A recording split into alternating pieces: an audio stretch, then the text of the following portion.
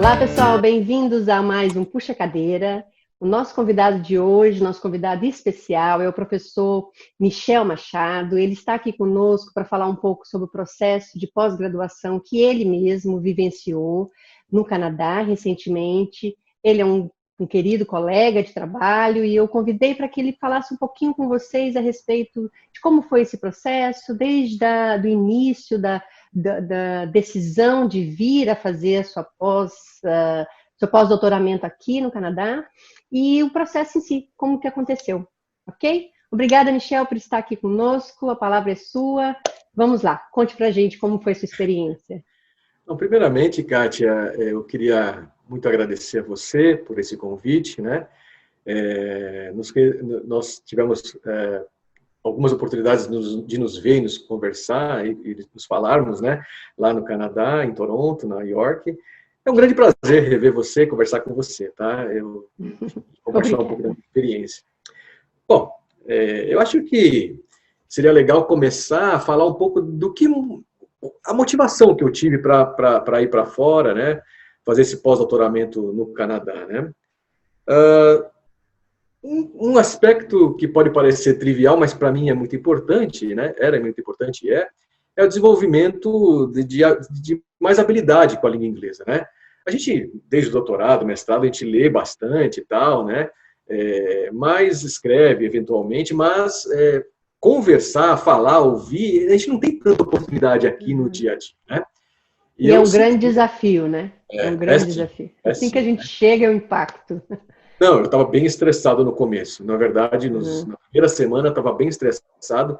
Alguns dias que antecedeu a minha apresentação inicial, né, na universidade, eu estava bem estressado. Mas, aos poucos, né, já na segunda semana, eu fui percebendo que em Toronto, né, um ambiente extremamente multicultural, gente de diversos lugares do mundo, né, todo mundo fala com sotaque, todo mundo, a maioria fala com sotaque, né, que não é lá canadiano e tal. Uhum. E aí eu fui me soltando, fui percebendo que eles têm uma abertura muito grande, ninguém fica te corrigindo, né? Uhum. É assim, eles são muito educados, são muito gentis, são muito abertos, né? E em alguns momentos eles, inclusive, ajudam a gente, né? Se de repente você tem uma sensação meio de dúvida, eles são solícitos nesse sentido, vai deixando a gente um pouco mais à vontade. Muito, né? Eu me senti assim mesmo, desse jeito, é verdade, desse jeito que você falou, né? Então eu fui muito rapidamente também me tranquilizando e foi saindo, né? Aí você percebe que você realmente tem capacidade e tal, então vai ganhando confiança e beleza, né? Um outro aspecto muito importante para mim foi que quando eu fiz o doutorado, né, digamos assim, por um lapso da minha parte mesmo, né? Eu acabei que não fiz o doutorado sanduíche, né? E eu, então, no doutorado, algo que era incentivado já no nosso programa, lá onde eu fiz o doutorado, na Mackenzie, como de resto no Brasil inteiro, nos programas de pós-graduação, estrito senso, tem sido cada vez mais enfatizado esse movimento de internacionalização da pós-graduação e até da graduação, né? E eu acabei que não fui, né? Eu queria ter ido para Portugal na época, em Coimbra, mas não deu para ir, como eu disse, por uma falha minha mesmo, né? Bom, e aí eu falei, eu precisava dessa experiência internacional, né? Eu queria ter desenvolvido isso e não, enfim, e achei meu pós-doutorado uma oportunidade, né? Além disso, também, eu quis desenvolver uma nova trilha de pesquisa para mim, né? Um tema diferente do que eu até então estava a fazer, né? E também vi nisso uma oportunidade. Além, claro, outra motivação foi a de internacionalizar minha pesquisa, né? Estabelecendo parcerias internacionais, né? Dar mais visibilidade, né? Dá muita visibilidade, sim, né? E, claro, obviamente, também aumentar o impacto das pesquisas, né, e das publicações, né? Nós sabemos que, e há estudos que já indicam isso claramente, né, que publicações em inglês tendem a ter mais chance de serem citadas, né? Bom, e eu tinha um outro objetivo, que era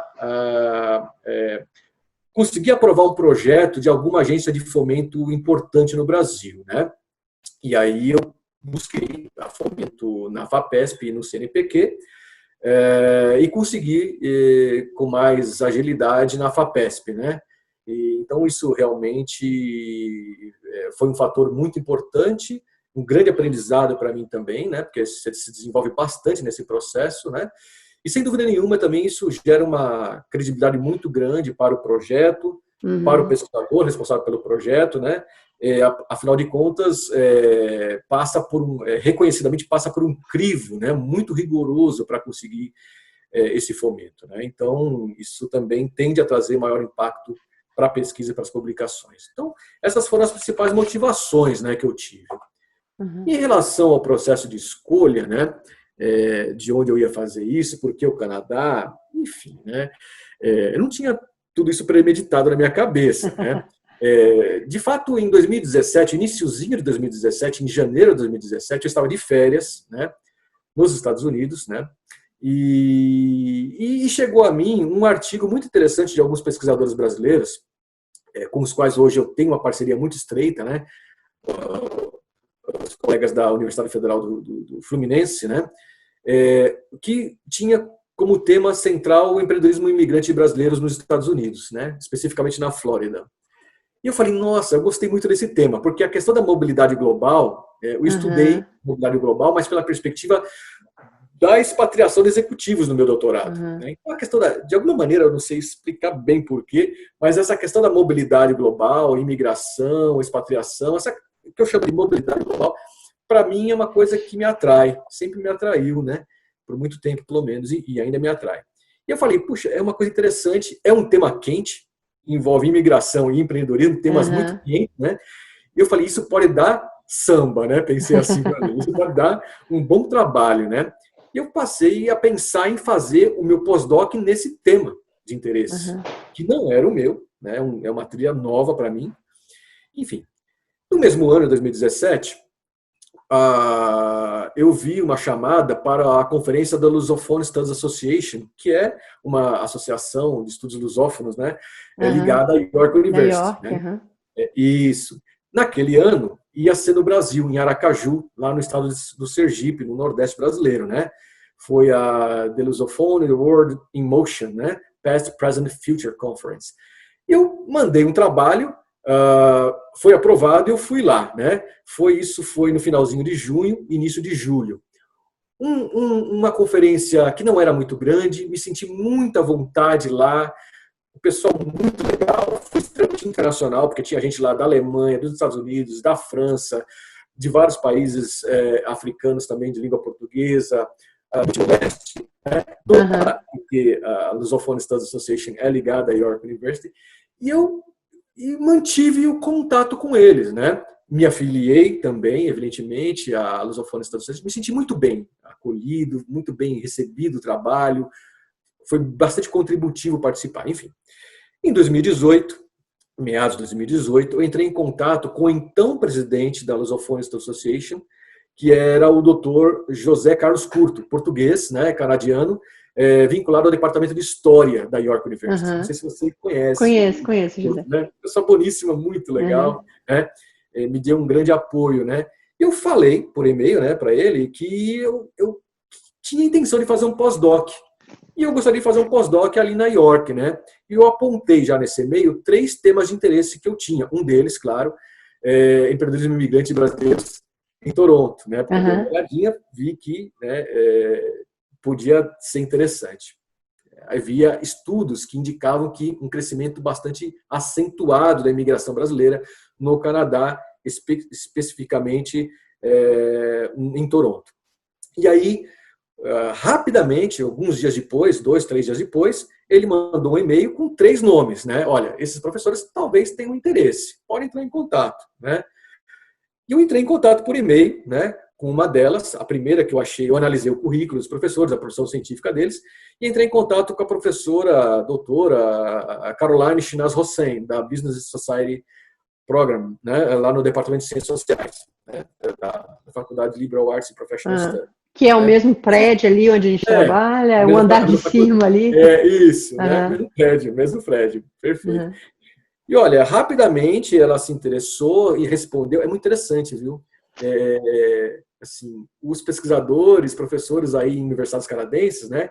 Inclusive também entrei em contato com um professor da British Columbia, universidade lá naquela região, também respondeu muito, são muito Proativos, né? Muito rápidos para responder. Sim, sim. Então, assim, eu acho, inclusive, um sinal de respeito, né, muito grande, né, porque... E colaborativos, né? Porque não só Sim, responde você, mas também se interessa em colaborar com a é, sua caminhada, a sua trajetória. Uhum. Bom, e aí entramos em conversações, eu e a Caroline, né, pessoa boníssima também, uma ótima pesquisadora, né? Enfim. E em 2018 eu apresentei um trabalho no Expressions of Lusofonia, né, que foi um evento celebratório, né, dos 10 anos do Português and Luso Brazilian Studies, do seu departamento, né? Uhum. Ligado ao seu departamento. Aliás, o programa que você faz parte, né? Sim, sim. Eu fui lá na York e apresentei o trabalho, porque eu queria ver em loco como é que era a York, como é que era Toronto, eu queria ver de perto, né? Porque, assim, conversar por e-mail, Sim, eu me lembro conversar... desse evento, porque eu também apresentei um trabalho. Eu estava finalizando meu pós-doc também e apresentei um trabalho que eu desenvolvi no pós-doc. Meu pós-doc é do Brasil, mas eu desenvolvi a pesquisa numa classe aqui no Canadá. Uau. Então, na verdade, eu estava pela CAPES, mas fazendo a minha pesquisa em loco aqui, né? E foi nesse congresso que eu me lembro de ver você e que, enfim, apresentei com esse trabalho também.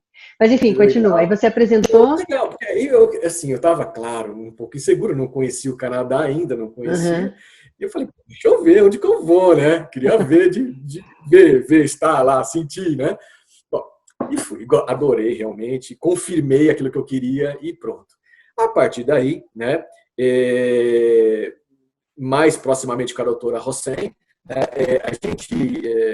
ele solicitou um pré-projeto para ver se encaixava naquilo que ela fazia e tal, né. Uma vez aceito o pré-projeto, né, a doutora Hossein, ela forneceu mais informações sobre o processo de aplicação, ela me forneceu uma carta de apoio, porque essa carta de apoio, inclusive, é requerida aqui no fomento e tal, entre outras coisas. Também houve um fundamental apoio, né, de uma área chamada de Postdoctoral Services, né, que é ligado ao escritório da reitoria da faculdade, né, Uhum. Liberal Arts Professional Studies. Na época, acho que a Dean, eu não sei se é ainda, né, a Nania, é meio difícil falar o nome, Mukherjee Reed, né, enfim. Depois eu recebi também uma acceptance letter da Da reitora, né, que me universidade, uhum. convidando realmente, né, e dizendo aquilo que eu tinha direito, Formalizando, né? formalizando realmente que era um documento fundamental para uma agência de fomento aqui no Brasil, né. E eu dei o aceite, né, com todas as condições, né, enfim.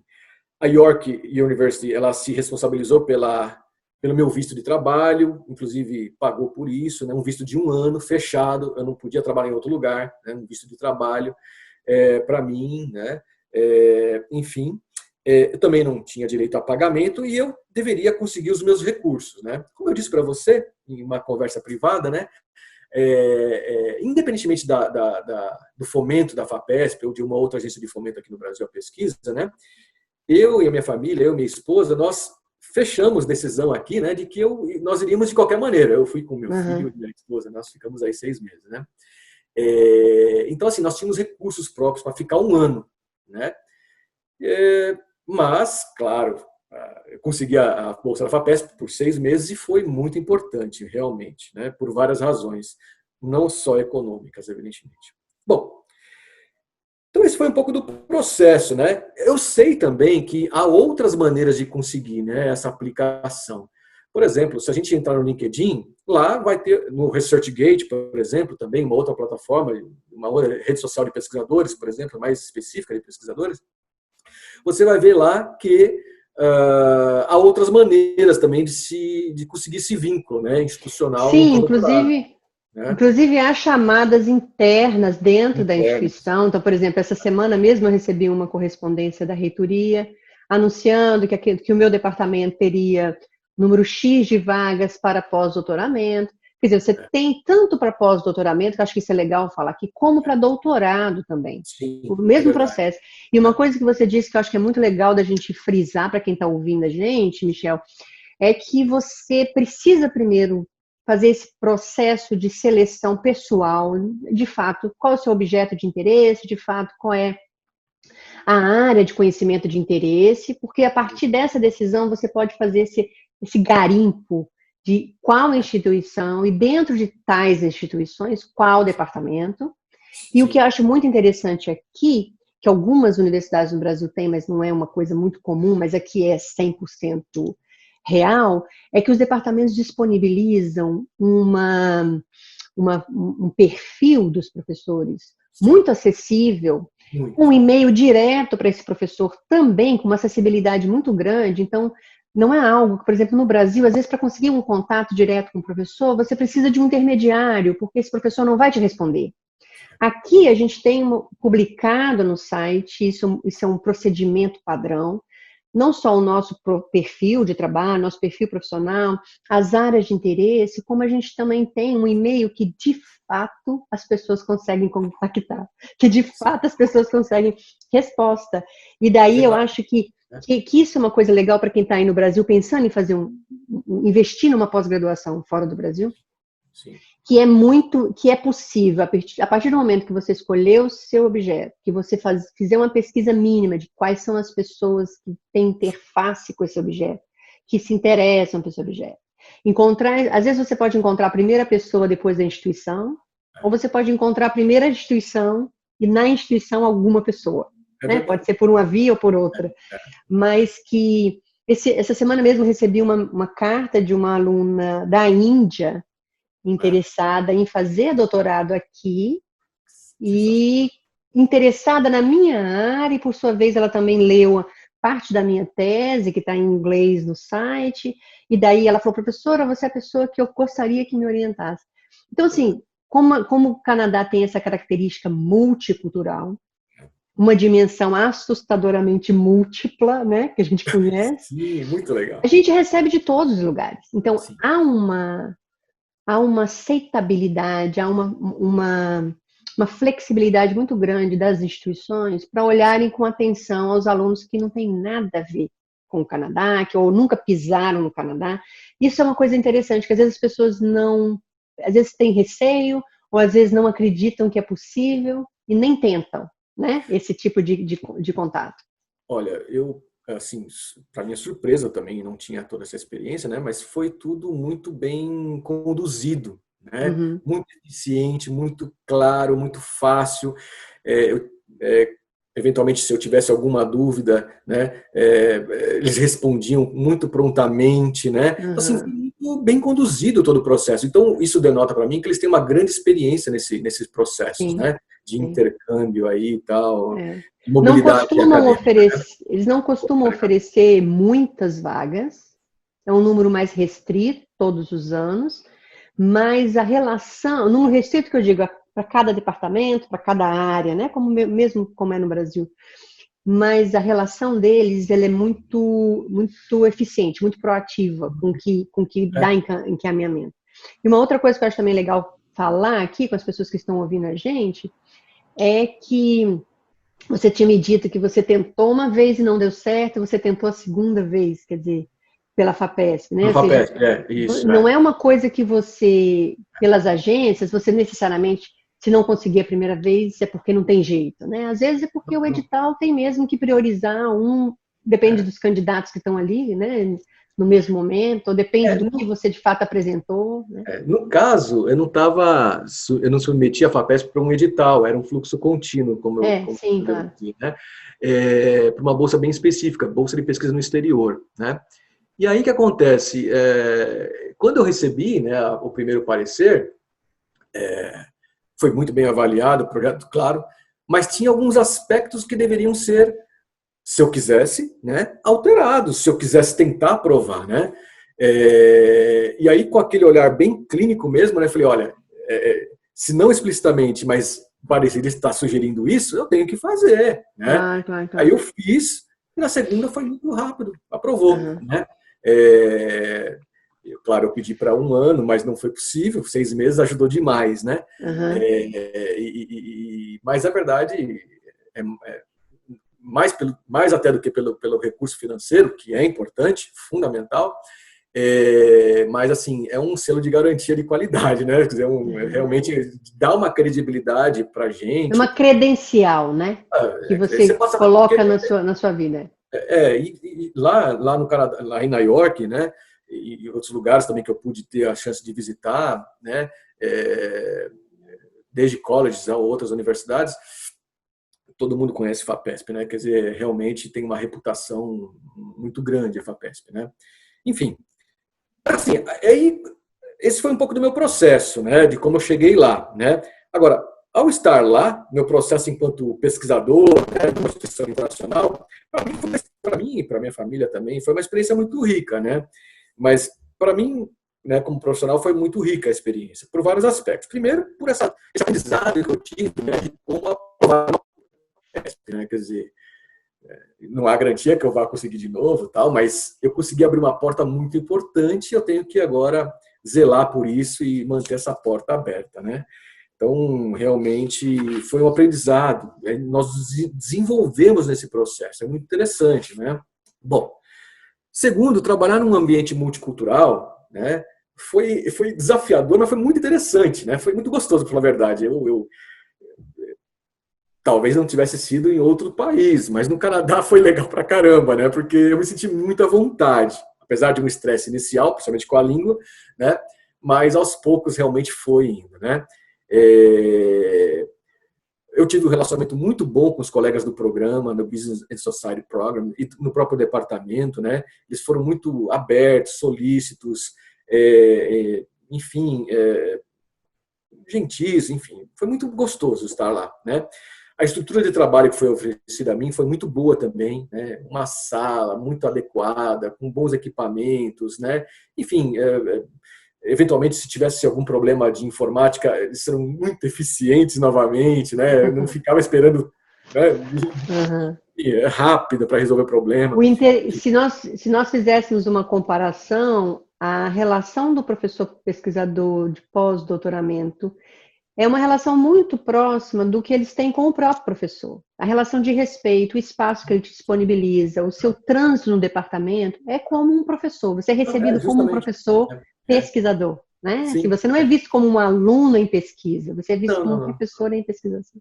Eu realmente lá eu não me dediquei ao ensino, eu me dediquei realmente somente à pesquisa, né? Que eu fui lá fazer, né? E realmente, como você falou, Kátia, eu era convidado, participei de reuniões de colegiado, tanto do programa quanto do próprio departamento, né? Participei da recepção dos alunos calouros, né, ingressantes no programa, né, onde se apresenta todas as linhas de trabalho, né, do nosso programa. Os professores também se apresentam, e eu, como pesquisador pós-doutorando na época, também me apresentei, né? Foi bem bacana, bem legal, né? Inclusive tinha alunos lá, ingressantes de origem brasileira, né? Muito interessante, né? Foi bem bacana. Também tive a oportunidade, né, de me afiliar a um instituto de pesquisa muito importante, né, da universidade, que é o The Harriet Tubman Institute, né? Não tive a oportunidade de apresentar trabalho dessa vez, né? Mas oportunamente terei, né? E também participei de vários eventos internos e externos, né? Além da aproximação com outros departamentos, como o seu, né? O Departamento de Ciência Política, onde apresentei lá uma palestra, fiz uma palestra lá, né? O meu, gente, para quem não conhece, porque o Michel disse o seu, o meu, para quem não conhece, é o Departamento de Língua e Linguística, né? Estudos de Língua, Linguística e Literatura, é o DLL, que a gente chama, DLLL, né? Isso. E o programa que eu estou é o Programa de Língua Portuguesa dentro do Departamento de Linguística, então é daí que eu estou situada. Mas, enfim, você transitou nesses departamentos. Transitei. E não só nesses departamentos, né? Mas também eu tive a oportunidade de me relacionar bem proximamente, porque é uma área de interesse, inclusive de pesquisa, né? Foi a área de community engagement, né? Fui visitar um centro de community engagement lá no FINT, né? Foi sensacional. Me reuni lá, conversei com as pessoas, conversei com estudantes, conversei com os responsáveis, com o gerente da área. Enfim, foi maravilhoso e mantenho esse relacionamento com eles também. Enfim, e a minha experiência com a comunidade de diáspora brasileira em Toronto? Muito rica, foi muito interessante. Eu tive um acesso ao campo de pesquisa. Michel, só um minuto antes de você apresentar. Claro. Para quem chegou agora, para quem está ouvindo essa palestra e ainda essa conversa e ainda não percebeu, Mas o Michel veio para o Canadá pesquisar os empreendedores brasileiros empreendendo aqui no Canadá, né? Especialmente em Toronto, que é a região onde ele esteve, é onde está a universidade. Então, a gente, assim como eu também pesquisei contexto de diáspora, ou seja, contexto de brasileiros que saem do Brasil e constituem uma nova comunidade num novo território, né? Desterritoriza e constitui um novo território, né? E, enfim, esse foi o contexto de pesquisa também do Michel, né? De brasileiros aqui. Obrigado, Kátia, é verdade. Foi bom você contextualizar isso. Bom, e aí eu tive uma receptividade muito boa, né, dos nossos compatriotas aí. Mas, na verdade, eu iniciei o acesso ao campo ainda em São Paulo, né, por meio do Consulado do Canadá. Eu tive a oportunidade de entrevistar uma oficial lá do consulado, né, e ela me deu alguns contatos, né, pelo LinkedIn, fez essa que a gente chama de warm introduction, né, uma introdução de mim para essa calorosa, né, que me parece culturalmente muito importante no Canadá, né, se você chega lá, bate na porta assim do nada, né, mas se alguém te apresentar é importante.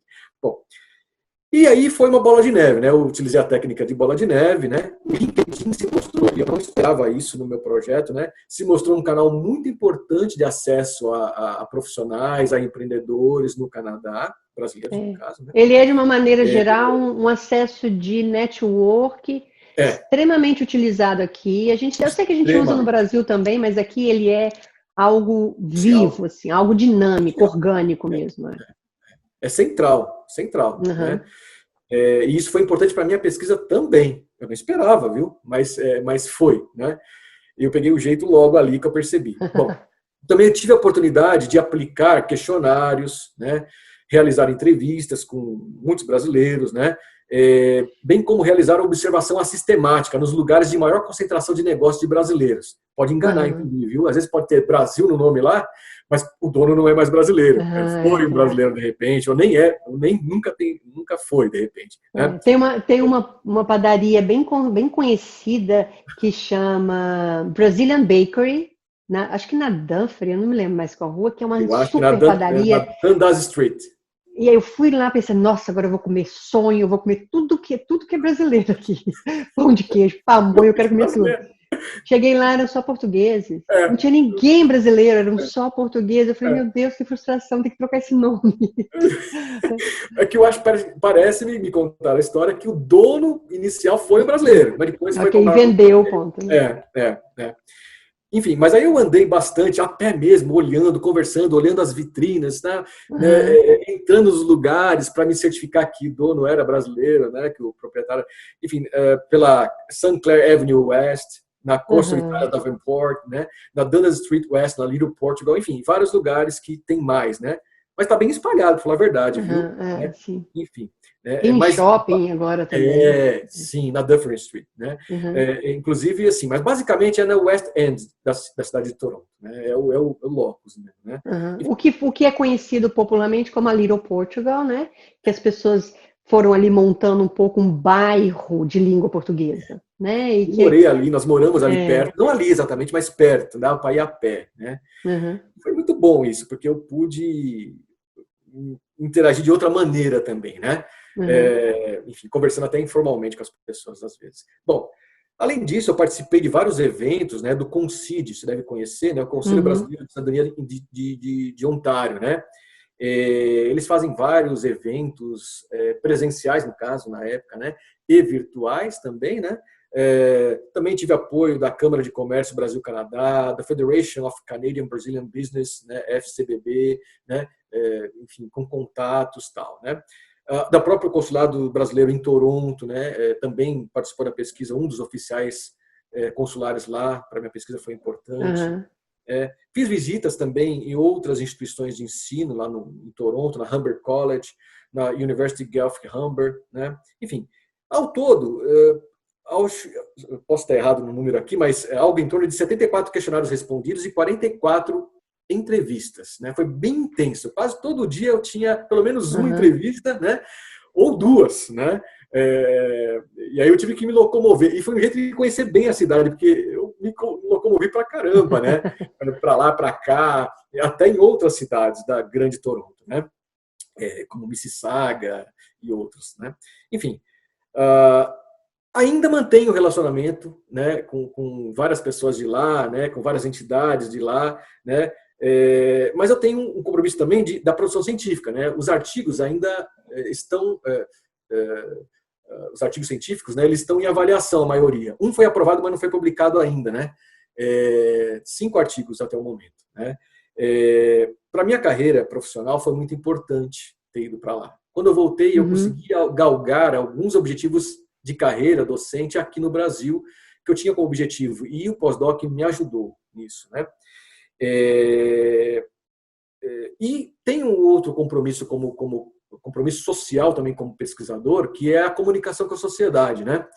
Então, ainda em Toronto, eu tive a oportunidade de publicar um artigo num veículo de comunicação étnico aí, né? Da nossa comunidade étnica, no ZOF, melhor dizendo, que é o Jornal de Toronto. Então, em 2019, eu publiquei um artigo lá, muito mais apresentando a pesquisa e falando que, olha, vai surgir aí resultados, e quando surgir eu trago alguma coisa. E algumas semanas atrás você publicou o segundo artigo. O segundo, né? Já trazendo algumas coisas da pesquisa, né? Não tudo. Vou colocar o link, eu vou colocar o link aqui embaixo do vídeo para as pessoas também lerem o artigo, porque eu acho que o artigo ficou muito interessante. Foi muito interessante, sim, né? Eu tenho essa parceria com o Jornal de Toronto aí, né? Com muita honra. Mas aí o que aconteceu? Eu também republiquei isso aqui nas minhas redes sociais, aqui no LinkedIn principalmente, né? E chamou bastante atenção. Mas aí também eu recebi um convite para escrever no blog da FGV, né, da Fundação Getúlio Vargas aqui de São Paulo, né, no jornal Estadão. E aí eu escrevi um artigo, né, nesse blog. A repercussão foi gigantesca, assim, foi muito grande, né? Tá chamando muita atenção, né? Assim, a repercussão foi muito, assim, o que eu acho, né? Nós como pesquisadores também temos uma responsabilidade com o debate público, né? Para além da academia. Quem que vai ficar lendo o artigo científico? Outros pesquisadores. Então a gente tem que buscar também procurar outros veículos, né? Isso, e eu acho, né, que tem muito interesse, há um interesse muito grande na sua pesquisa em especial. Primeiro, porque as pessoas têm um desejo, muitas pessoas têm um desejo de migrar, né, de vir para o Canadá. Independente da área, independente da região do Brasil, há um desejo de migrar para o Canadá. Verdade. Segundo, que muitos relacionados à academia, relacionados à universidade, a programas de estudo, ou que desejam dar continuidade na vida acadêmica, pensam seriamente em vir estudar aqui, inclusive para que possam transferir a referência profissional, a formação profissional a partir de um programa daqui. Ou seja, em vez de só vir com um certificado brasileiro de graduação ou de mestrado ou de doutorado, procurar fazer aqui a transição acadêmica, né? Vir para uma instituição e dessa instituição fazer uma transição acadêmica. Um outro aspecto, aliás, já no segundo ou terceiro, é que muitos que aqui estão desejam também empreender no Canadá, desejam também compreender essa comunidade diáspora, compreender como as coisas, como é o pensamento, quais são as relações que se estabelecem aqui para empreender, né? A gente tem, você sabe melhor do que eu, obviamente, mas como eu participo da comunidade do Facebook de brasileiros aqui, você vê pessoas empreendendo dentro de casa, empreendendo na cozinha, empreendendo na internet, com diferentes formas de empreendimento, que não é aquele físico formal no comércio, né? Há um desejo de sobrevivência, uma necessidade de sobrevivência e um desejo de empreender para continuar. Sim. Acho que isso capta a atenção de tudo quanto é lugar, e a sua contribuição ela é muito legal por isso, porque as pessoas vão ter uma informação com base experimental, com base em estudo e não com uma opinião de senso comum. Sim. Que vai poder, obviamente, auxiliar nessas escolhas, auxiliar nessas experiências, né, hesitantes por aí. Não, e na verdade é uma pesquisa absolutamente original, porque, na verdade, sobre esta realidade específica do empreendedorismo imigrante brasileiro no Canadá, né, e em Toronto especificamente, nós não tínhamos conhecimento nenhum. O que nós tínhamos era conhecimento sobre a imigração brasileira. Então, tem estudos já muito importantes, principalmente feitos na UFSCar e na Unicamp, né, que eu conheça, né, e foram importantes para a minha pesquisa, né, mas sobre a perspectiva, né, do empreendedorismo étnico e imigrante de brasileiros no Canadá, é o primeiro estudo, né? Uhum. Então, eu espero que esse estudo também possa contribuir, né, para que novos pesquisadores que por esse tema se interessem possam avançar, né, nesse Uhum. conhecimento e trazer contribuições teóricas, metodológicas, contribuições práticas também para a gestão, né, e a qualidade Uhum. de vida dos nossos compatriotas aí, né,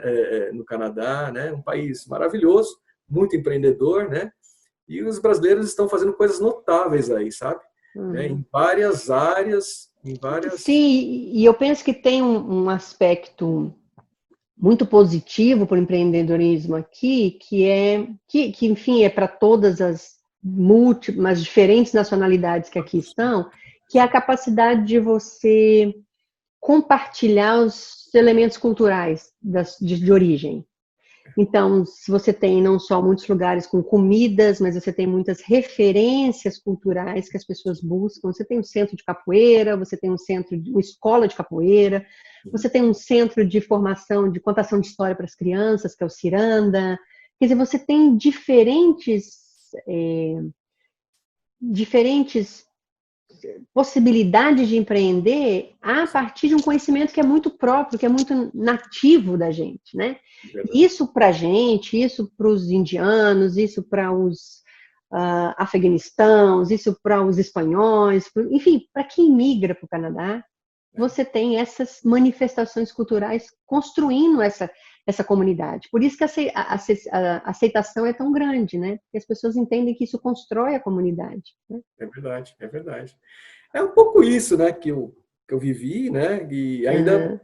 tenho vivido daqui do Brasil, né, daqui de São Paulo, com o pessoal aí no Canadá, né? E Então, isso é legal, né, Michel? Porque você veio, quer dizer, você tem um processo antes da vinda, você tem a aplicação, né, a submissão dessa sua proposta de pesquisa, você tem a realização da pesquisa, mas você volta e você mantém os vínculos.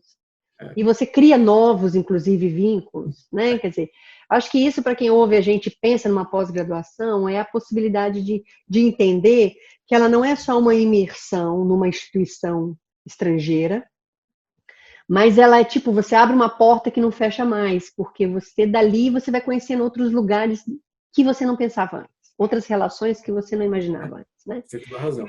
Pela minha experiência pessoal, eu trabalho num corredor de acho que umas 12 portas, e cada porta é de um país. Cada porta é um colega com uma história diferente, com um biotipo diferente, com uma experiência ímpar para compartilhar, com uma língua diferente, e ali aquilo ali você compartilha o café. Quando a gente estava, né, porque agora é tudo online, mas essa possibilidade de estar num lugar diferente do nosso, para começar. Um lugar que nos impõe uma, uma maior, como eu posso dizer, uma maior flexibilidade no olhar. A gente olha para as coisas com mais flexibilidade. A gente olha para as coisas não mais do nosso lugar apenas, né, mas tentando ocupar diferentes lugares. Eu acho que isso é uma experiência incrível. Incrível. Espero que a nossa conversa anime muita gente aí Eu a também. pensar um projeto, a procurar um fomento, ao procurar as instituições, porque também há fomentos nas instituições, né? Então, Sim, sim. eu ano passado tive uma aluna brasileira na minha classe de português, batendo papo com os alunos canadenses sobre o Brasil, enfim, sobre o Sul, ela é do Sul do Brasil, e ela está no Canadá fazendo pós-doutorado, não, fazendo doutoramento em engenharia mecânica, numa área específica de construção de impressora tridimensional para Uau, pele humana, para uau. transplantes. E como ela está numa área dessa específica, ela Sim. conseguiu uma bolsa pela universidade para vir com todo o custo, 100% do custo de 5 anos de doutorado. É Então, uma outra assim, forma de conseguir, né? É uma outra então forma. é preciso, primeiro acreditar, segundo é preciso entender que a via de procura, de busca, é você fazer trilhar esse caminho, escolher o seu objeto, perceber onde esse objeto funciona e como ele funciona fora do Brasil, qual instituição, qual departamento, qual pessoa, e ter coragem de entrar em contato, né? Ter coragem de estabelecer vínculo. Queria acrescentar um aspecto que, do ponto de vista da agência de fomento aqui no Brasil, eu pude perceber pelos pareceres, né, de que também a reputação, né, digamos assim, da instituição para onde nós estamos ir, né, que nós pretendemos ir, é importante, assim, olha, então, sim. O nome da instituição, né? Isso, né, assim, o quão bem ela é avaliada em rankings internacionais, assim como também o currículo do nosso anfitrião, do nosso supervisor, no caso do pós-doutorado. A experiência, né, na área daquele anfitrião, né? Será que ele tem experiência suficiente para supervisionar um outro doutor? Né? Então, me parece ser também aspectos importantes para a gente poder tomar algumas decisões, entendeu? Me pareceu, né, na leitura, né, do parecer. Não estava tão explícito, né, mas dava para perceber isso, né? Então, é algo assim também. Não é ir para qualquer lugar, ficar com qualquer pessoa também. Né? Sim. Eu penso que num momento como esse, que a gente enfrenta uma forma de sucateamento, né, das instituições, ou das nossas mesmas expectativas, ou da esperança de muitos pesquisadores no Brasil, né, que começaram uma trajetória de pesquisa e que, dadas as circunstâncias de agora, não vislumbram muito espaço ou apoio. Eu penso que pensar essa experiência internacional, com certeza, é sonhar alto, mas é possível. E é uma experiência que agrega muito, inclusive, não pela ideia de que eu vou pesquisar numa universidade internacional e vou ficar por lá, mas eu vou pesquisar numa universidade internacional e a contribuição que eu trago de lá faz muita diferença. Faz muita diferença no seu meio agora, com quem você trabalha, com seus alunos, como isso agrega valor, né? Sem dúvida, sem dúvida. E só passando por essa experiência para realmente a gente ia aprender com ela, né? Só vivenciando isso, não tem jeito, né? E vou falar assim, popularmente falando, meter as caras, né? Ter coragem e dispor um pouco dessa vaidade acadêmica que às vezes a gente tem, de não aceitar a ideia mesmo de se oferecer para o outro, né? De oferecer, de contribuir para o outro, né? Porque eu acho que no processo de pesquisa internacional, seja essa do nível do doutorado, seja até mesmo no nível de graduação, mestrado, doutorado, são estágios da sua formação acadêmica que você precisa acreditar naquele outro que está com você, né? Você precisa ter a humildade de aceitar o que aquele outro tem para te oferecer. Porque às vezes a gente galga na nossa experiência acadêmica e perde um pouco a humildade de encontrar uma outra pessoa, de encontrar um outro espaço, uma outra realidade de trabalho. Né? Sem dúvida, sem dúvida. Muito obrigada, Michel. Foi muito legal conversar com você. Eu acho que muita gente vai gostar por aqui. Mandem e-mail se vocês quiserem. Eu passo para o Michel. Perguntem coisas que a gente não respondeu, não conversou por aqui. Se vocês quiserem mais detalhes, a gente continua essa conversa. A gente responde quem tiver no ar. Se você gostou desse papo com o Michel, dá um like, porque é preciso isso para que essas redes nos reconheçam, para que essa rede continue nos dando espaço, né? E eu espero convidar você que novos momentos aí no Puxa Cadeira, Michel, para a gente continuar batendo papo. Estou à disposição. Tá bom? Muito obrigado. Um grande beijo e obrigada. Sucesso para você aí na sua carreira. Obrigado, realmente. Tchau, pessoal. Obrigada.